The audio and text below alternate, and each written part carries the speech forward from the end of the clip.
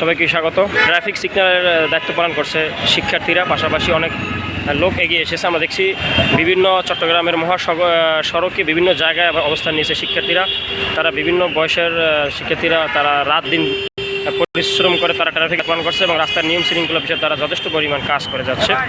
এবং এই মুহূর্তে আমরা দেখতে পাচ্ছি যে শহরের নিয়ম শৃঙ্খলা অনেকটা স্বাভাবিক রয়েছে এবং যথেষ্ট তৎপর। কোনো নিয়ম অমান্য করলে তাদেরকে বোঝানো হচ্ছে, তাদেরকে বুঝিয়ে আসলে চেষ্টা করা হচ্ছে যাতে এদের নিয়ম ভঙ্গ না করে। সর্বশেষ অবস্থা অনুযায়ী এখন পর্যন্ত আমরা দেখতে পাচ্ছি অবস্থা খুবই স্বাভাবিক রয়েছে।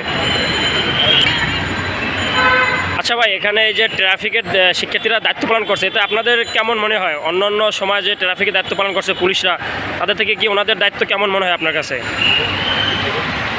ভালো।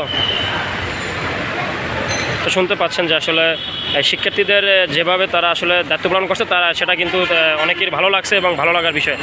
তো উল্টো পথে গাড়ি চালাতে দিচ্ছে না এবং আইন অমান্য করলে তাদেরকে আসলে বুঝিয়ে তাদেরকে নিয়ন্ত্রণে আনার চেষ্টা করছে শিক্ষার্থীরা। আমরা দেখতে পাচ্ছি আসলে তারা যথেষ্ট তৎপর রয়েছে এই নিয়ম শৃঙ্খলা ফেরানোর বিষয়ে। এই ছিল চট্টগ্রামের সর্বশেষ খবর।